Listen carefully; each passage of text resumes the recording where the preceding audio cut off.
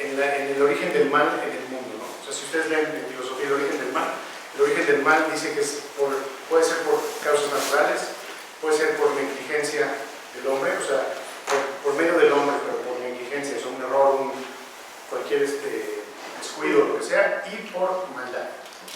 Que ese es el origen del mal en el mundo. Cualquier cosa que ustedes piensen acerca de mal, pues es o natural, o error, o sea, quiere decir accidente, error, lo que sea, negligencia, o por maldad, o provocación de maldad, y algo que de verdad el hombre con malas intenciones lo puede hacer. Y esto realmente es lo que sucedió en Israel. Y ahorita vamos a hacer un análisis un poco filosófico, ¿no? Entonces, el análisis práctico de los incendios, eso es. Y ahorita lo vamos a conjuntar un poco con un análisis un poco teológico, o un análisis filosófico de por qué o qué podemos aprender, ¿no? Ya se quemaron los bosques, pero ¿qué podemos aprender de ello? Siempre como pueblo de Israel tenemos que empezar y pensar que está conectado con nuestra historia. Acuérdense que nosotros somos el pueblo de la historia, somos los que hicimos la historia, los que creamos la historia trascendente, o sea, lo que se llama en academia la historiosofía. ¿Qué quiere decir? Que cualquier cosa que pasa hay que mezclarlo con filosofía, o sea, historiosofía. Cualquier cosa que sucedió, lo tenemos que analizar el por qué pasó, ¿no? Que esa es la filosofía realmente. Y entonces vamos a ver que nos toca una persona muy importante, que es la personalidad la personalidad y la vida de uno de los grandes personajes del pueblo de Israel, que es Yitzhak. Pero vamos a ver que en el Sefer Bereshit, en todo el Génesis, vamos a ver que es solamente una sola perashá habla de Yitzhak. Solamente. Entonces, si hubiera sido de otro personaje, pues bueno, pues tenemos más amplias posibilidades de que haya habido un match con esto que pasó, pero realmente tenemos una sola perashá de Yitzhak que está mencionada en todo el Génesis de la Torah. Tenemos a Abraham, por ejemplo, que tiene 3 parashot. Tenemos a Jacob, que tiene 7 parashot. Pero Yitzhak solamente tiene una sola. Los podríamos tipificar como tipos de hombre prototipo. O sea, hay como 3 tipos de hombre en la historia de la humanidad. El primero es Abraham. ¿Qué es Abraham? Es una semilla. Abraham no fue un gobernante, Abraham no fue un emperador, Abraham no fue un militante en el sentido que tenía un gran ejército, aunque peleó algunas batallas, pero bueno, no fue un general, no fue un emperador tampoco, y tampoco fue un dictador. O sea, realmente, ¿qué hizo Abraham? ¿Qué hizo? Pensar, ¿no? O sea, Abraham quiso pensar y platicar, ¿ok? Él no fue el crédito de tener un pueblo como Moshe, por ejemplo. Moshe ya institucionalizó a Israel con la Torá, etcétera, etcétera. Abraham no fue esa persona. Fue un soñador, fue un pensador sin institución, ¿no? Sin definición. Y esa es la personalidad de Abraham. Y luego vamos a ver entonces, tenemos a Jacob, ¿sí? Que Jacob, ¿qué fue? El que pudo, ¿no? Nos llamamos el pueblo de Israel gracias a Jacob, porque Jacob pudo cristalizar los sueños, las ideas, la filosofía, el pensamiento, la cosmovisión que cambió Abraham. Abraham cambió el mundo por completo, o sea, lo cambió por completo. Hoy en día somos billones de personas, o sea, miles de millones de personas que creemos en lo que Abraham creyó. ¿Sí? ¿Estamos de acuerdo? ¿Sí? Entre judíos, cristianos y musulmanes, ¿no? Por decir las religiones abrámicas monoteístas. Y fíjense qué impacto. Bueno, y el que materializó en este sentido todo esto en el mundo judío fue Jacob. Y entonces, ¿dónde queda Yitzhak? Yitzhak es una persona que se llama Adam, o sea, es una persona de Mahabar. ¿Qué es Mahabar? Transición, exactamente. Es una persona de transición. Y es bien difícil ser una persona de transición. Es alguien que realmente tiene que... ¿Qué hace una persona de transición? ¿Cuál es una cualidad o característica de alguien que está en transición? Embona uno con otro. Embona uno con otro. Toda su vida se dedicó a perforar pozos. Es una persona consistente, una persona que lucha por sobrevivir, que nunca se rinde. ¿Sí? ¿Qué hacían los filisteos en ese momento? Cuando él perforaba pozos y los filisteos tapaban pozos. ¿Okay? Y entonces es importante entender qué hacía él, los volvía a destapar. Y entonces volvían los filisteos ¿a qué? A taparlos. ¿Okay? Cuando decimos Mea Shearim, o sea, ¿qué hizo? Que va Israel, Yitzhak, Mea Shearim, y entonces perforó 100 pozos. Nosotros nos imaginamos pozos, ¿no? Así como chiquitos, y nos imaginamos que era como así para qué. No, era una gran empresa, ¿entienden? O sea, Yitzhak era un gran empresario, porque los pozos que eran en esa época, oasis. ¿Y quién pasaba por los oasis? Las caravanas comerciales. Y entonces, tener 100 pozos en el territorio de transición entre Mesopotamia, Babilonia y Egipto no era cualquier cosa. Sí, acuérdense que había civilizaciones, había Mesopotamia de un lado, Babilonia y Egipto, las grandes metrópolis. Y todo iba y venía de un lado hacia el otro. Y entonces, ¿qué sucede con las Mea Sherim? Era un gran negocio, un gran emporio que tenía la familia Abraham, la familia de nuestros patriarcas. A Isaac nadie lo nombra, nadie le da créditos, nadie le da nada más se dedica a trabajar. Y está luchando por defender su herencia todo el tiempo. ¿Okay? Sus discusiones no eran ideológicas, sino que realmente eran de trabajo, todo el tiempo de trabajo. Se lo pasó en pleitos, trabajando, y no nada más pleitos hacia el exterior. ¿Qué tuvo hacia el interior de su familia? Más pleitos, ¿no? O sea, ¿qué quiere decir? Que nos dan, en la narrativa bíblica es bien interesante entenderla, cómo nos vienen hablando de la narrativa. Nos dice, bueno, él a nivel empresarial, a nivel personal, como cualquier padre de familia, era una persona dedicada al trabajo, muy dedicada al trabajo, pero aparte tenía, obviamente, su legado en su clan, en su tribu, y tenía problemas ahí con sus hijos y su esposa, ¿no? Entonces era como cualquier persona, o sea, era de verdad un balabait, ¿sí?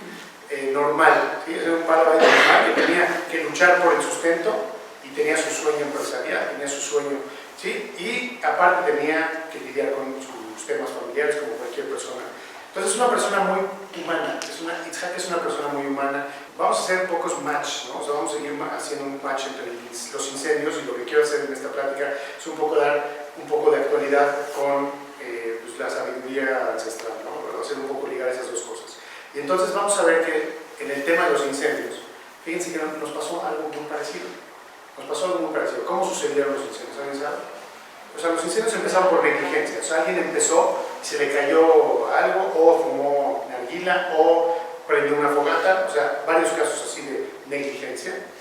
La naturaleza no nos ayudó porque hay sequía, la sequía es muy fuerte, y justo en esa semana llegaron vientos muy fuertes.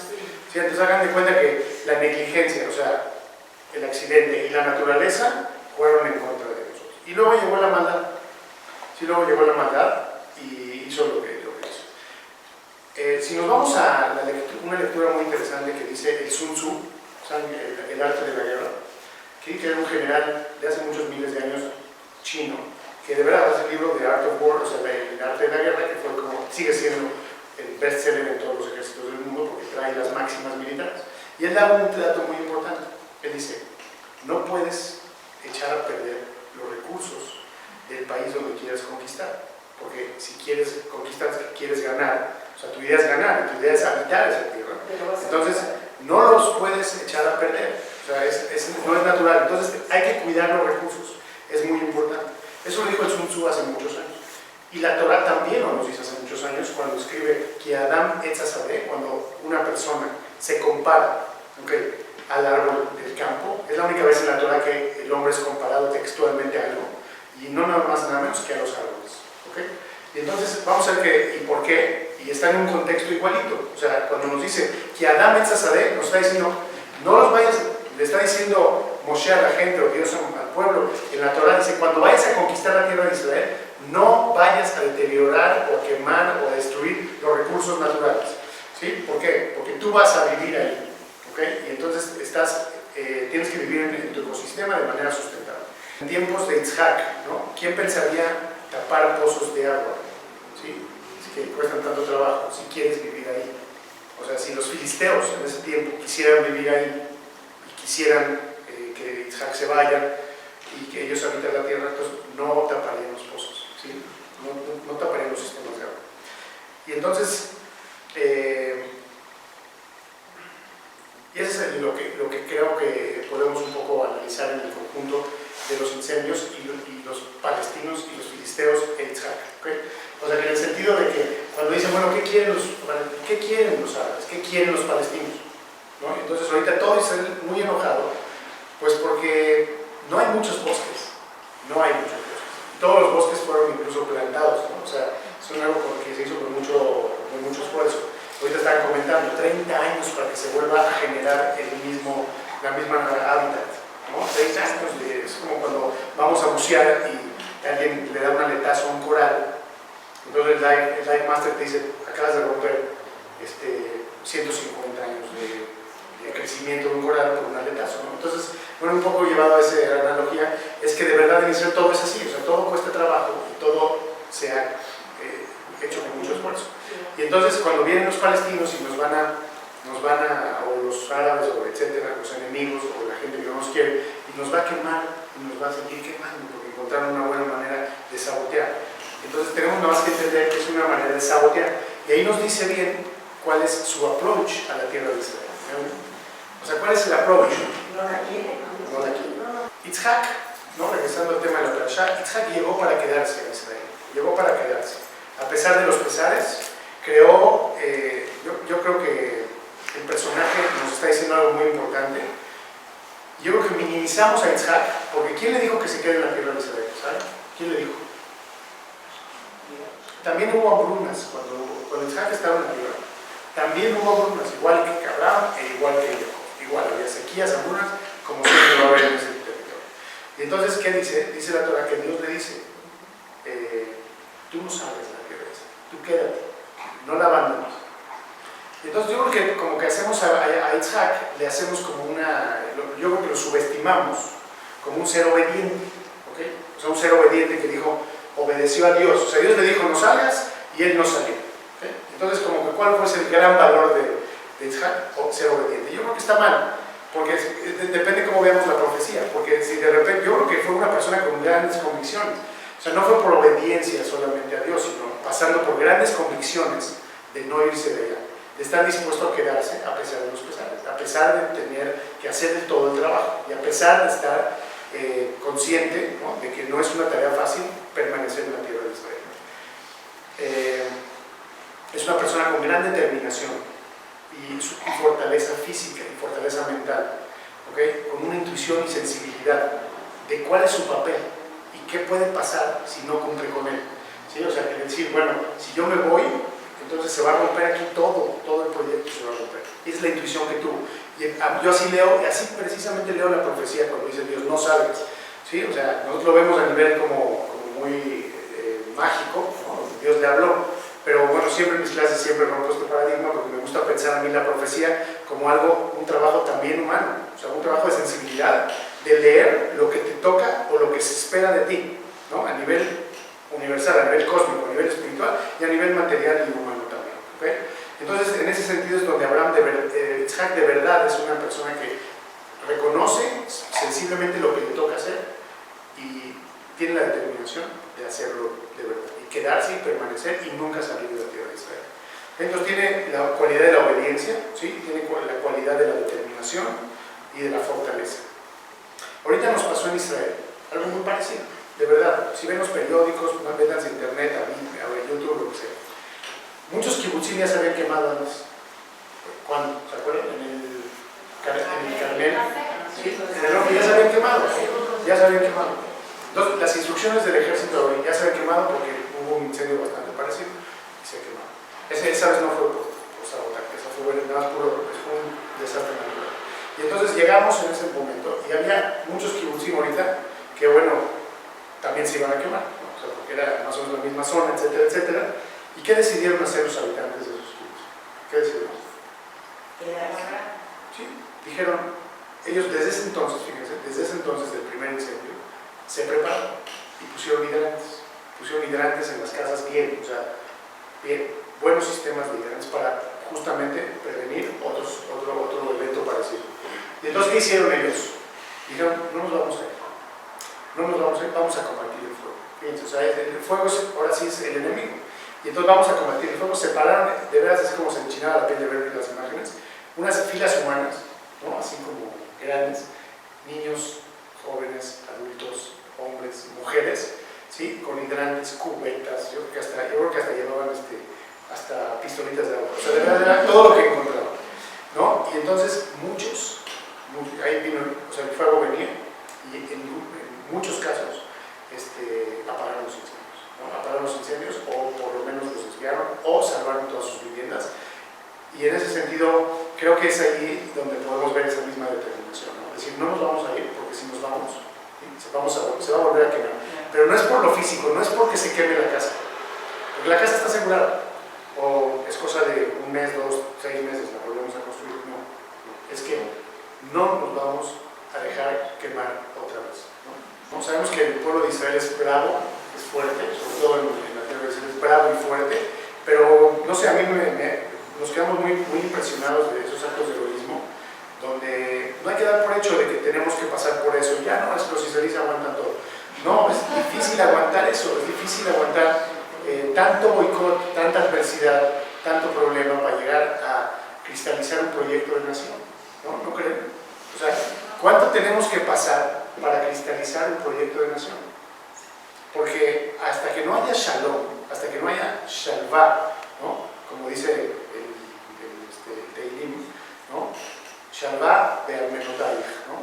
Shalom be'jelech, quiere decir adentro y afuera. O sea, hasta que no tengamos eso, shalvá y shalom, quiere decir adentro y afuera, hasta que no tengamos eso, el proyecto de Israel no está completo. No está completo. O sea, estamos en procesos, estamos, claro que ganando y beneficiando y haciendo, y todo el mundo que va a Israel se enamora de Israel. Pero a nivel ontológico, conectando el pasado, el presente y el futuro, ¿sí? El espacio y el tiempo, pues hasta que no tengamos shalom y shalvá, pues no está cristalizado el proyecto que soñamos, ¿no? Como una redención final. ¿Okay? Yo creo que el ejemplo de Isaac es ese ejemplo de ese judío clásico que está dispuesto a hacer lo que sea. Y por eso, fíjense, aquí vamos a ver lo que dijimos. ¿Qué es Isaac? Sacrificio, ¿no? O sea, luego nos viene a la mente la palabra sacrificio. Y vamos a ver, no importa si lo mataron o no lo mataron, no importa si lo sacrificaron o no lo sacrificaron. El suceso, el evento histórico en la Torah que nos habla de Isaac es la Akedah, es donde se da a conocer Isaac, la Akedah, el sacrificio donde... Y ahí está su estigma, o sea, el estigma de Isaac está exactamente en eso de la Akedah. Pero ¿qué es lo más importante? ¿Qué es lo más importante del suceso? Vámonos a otra perashá, a la anterior, y vamos a ver entonces Isaac, ¿no? Es una persona que él no se eligió sacrificar, pero se deja sacrificar. ¿Okay? Entonces, pero ¿qué es la palabra clave aquí para entender lo más bonito del Medinat Israel? ¿Sí? Porque estamos entendiendo, hay un sacrificio, o sea, hay un gran sacrificio. O sea, hay que aguantar cosas como incendios provocados. ¿Okay? Y yo me imagino que todos los países tienen, aquí en México no nos quedamos atrás, hay grandes sacrificios en muchos aspectos. Pero, ¿qué es la palabra más importante? ¿Cuál es la palabra importante? Yahda. Entonces dice, iba Isaac con su papá, ¿okay? Iban los dos a sacrificar al niño. Y entonces dice, Vayelhu Shenehem Yahdav. Iban los dos, Yahdav quiere decir juntos. ¿Okay? Y entonces dice ahí Rashi y los Jajamim, dicen, ¿qué es juntos? ¿Qué quiere decir juntos? Que iban en la misma sintonía. Quiere decir, aunque uno estaba poniendo en sacrificio al otro, ¿sí? Pero los dos iban en sintonía. Y luego hay otro midrash y otra explicación, que dice que no nada más iban en sintonía, sino que tenían que estar contentos. ¿Sabes por qué? Fíjense esto.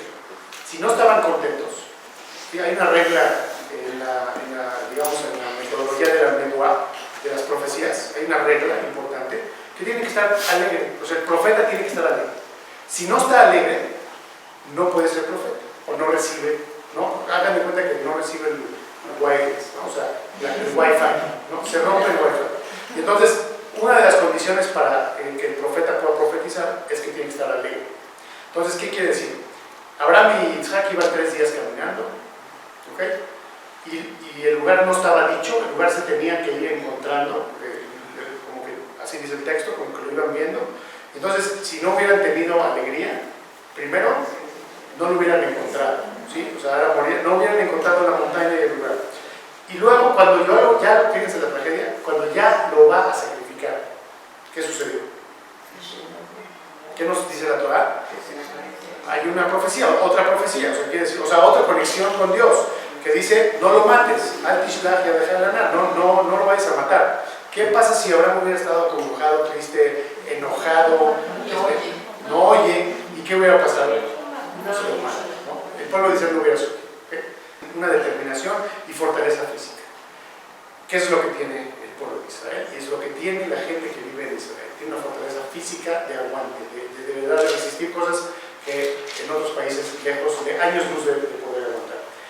Pero para ser Yahdaf, para ir Yahdaf, o sea, para aguantar, pero aparte estar de buen humor, y para aparte de verdad asumir lo que te toca hacer, ¿sí? Con una sonrisa en la boca, no nada más es fuerza física, sino se necesita fuerza espiritual. Quiere decir, de verdad, entender de otra manera, en otro umbral, en otra vibración, lo que estás pasando y por qué lo estás pasando, ¿no? Y entonces, creo que eso es algo muy importante, y eso es algo que tenemos que también entender y valorar de este pueblo y de este país, ¿okay? ¿Qué dicen nuestros sabios? Ese es justo el proceso de Yitzhak del Mahabar. El Mahabar de Yitzhak a Jacob, ¿sí? Es justamente quitarse ¿qué? Quitarse la genética de Rivka. Okay, ¿a qué voy con esto? Labán, sabemos las historias de Labán, ¿no? Que Labán era aramí, era chueco, o sea, era tranza, era interesado, era engañador, era estafador, era bla bla, ¿no? Y entonces, ¿qué pasa? Pues Rivka viene de ahí, ¿no? Es su hija, y también lo tiene, ¿o no? O sea, se lo dice el texto, no es Midrash, ¿sí? Lo dice el texto. Entonces, todo el proceso del pueblo de Israel aquí, en la analogía de Abraham, Isaac y Jacob, también es ese Mahabar, esa transición de sacarnos todo eso que no debemos de cargar, ¿okay? O sea, ¿qué quiere decir? Isaac y sus hijos tuvieron los problemas, se separaron mucho tiempo, se pelearon, se amenazaron. Es como es diferente entre Ismael e Isaac que entre Esav y Jacob. Esav y Jacob son gemelos. Isaac representa exactamente eso. Isaac representa esa era, esa temporada, esa época, ¿okay? Donde de verdad estamos lidiando constantemente entre esas dos cosas. Quiere decir, una guerra, un antagonismo total, ¿sí? Con enemigos que no son de nuestro pueblo, y por otro lado, otro antagonismo, ¿sí? Con miembros de nuestro pueblo. ¿Qué tenemos que hacer para pasar el Mahabar, para pasar de Isaac a Jacob?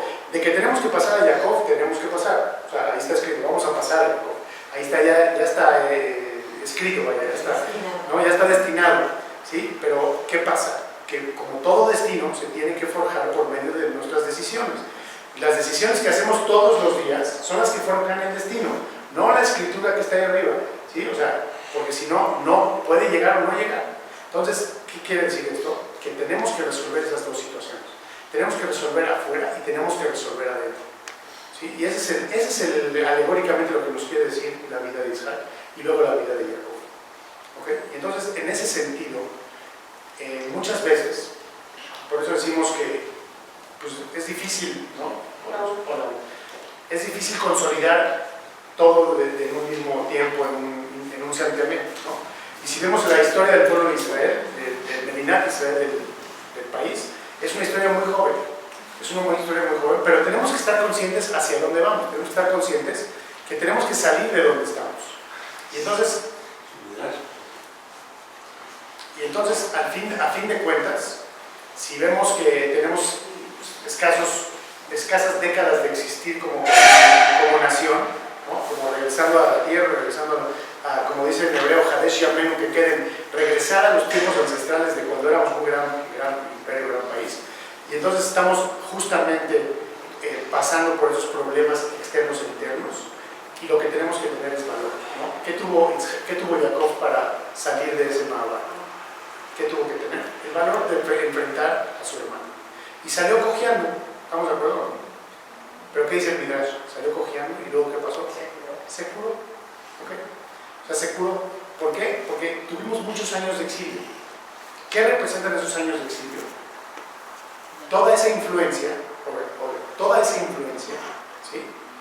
Que no nos hace bien, ¿okay? Que hay cosas que nos tenemos que quitar, ¿sí? Sobre todo en Israel. O sea, lo que quiere decir es un pueblo, es una miscelánea de personas, ¿no? Que trae cada quien cosas muy buenas y otras gentes muy malas, ¿sí? O sea, hay cosas que son conjugables y hay cosas que no son conjugables, ¿sí? Y entonces, ese es el reto de la población israelí. Cuando yo les digo, acabo de ir a Israel, entonces nos sucede algo muy chistoso, que es que cuando tú estás afuera de Israel, ¿sí? Te sientes muy judío, ¿sí? Y cuando llegas a Israel, ahora tienes muy mexicano. ¿Sí me entienden o no? Sí, o sea, y ese es uno, a eso voy con lo de Rivka, ¿me entienden o no? Que Rivka, ok, bueno, y metió su genética, ¿okay? Pero hay un mavar que hay que pasar, que lo único que tenemos que pasar es tiempo. ¿Sí? O sea, tiene que pasar tiempo. Por eso es bien importante entender el rol. El rol de Yitzhak es eso, de permanecer, para que pase tiempo. Y que la situación dé oportunidades, ventanas de oportunidad para que cambie. ¿Sí? Y si ahorita no hay oportunidades para que todo se resuelva de manera inmediata, ya vendrán esas oportunidades. Pero por lo pronto, ¿qué? Por lo pronto, tenemos que sacar la tierra de los pozos. Todas las veces, cada vez que meta tierra, las vamos a sacar. ¿Okay? Cada vez que incendie, vamos a parar. ¿Okay? ¿Y con qué actitud? Ya está, ¿no? Con la actitud ya está. Y eso es lo que hay en Medina, es lo que yo vi hoy. Yo soy nuevo en Israel. Soy totalmente nuevo. No tengo prejuicios, no tengo, soy nuevo. Yo nada más veo lo que veo. Punto. Y es lo que interpreto y por eso vine a decírselos. O sea, es como una mirada bien fresca de lo que vi, ¿no? Miles de personas juntas, miles de personas unidas, miles de personas procurando una por la otra, impresionantemente. Nosotros queremos hacer grandes cosas con cadena, no se puede porque no se necesita. ¿Sí? O sea, quiere decir, o sea, de verdad quieres apagar, no se necesita, todo está controlado, todo está bien atendido, las familias están bien atendidas, todo el mundo recibiendo a gente en sus casas que pues, obviamente no tuvieron que evacuar sus casas. Y es ahí donde decimos, aparte del Yahdav, de ser alegre, Yahdav quiere decir juntos. O sea, juntos, o sea, pasaremos por esto juntos.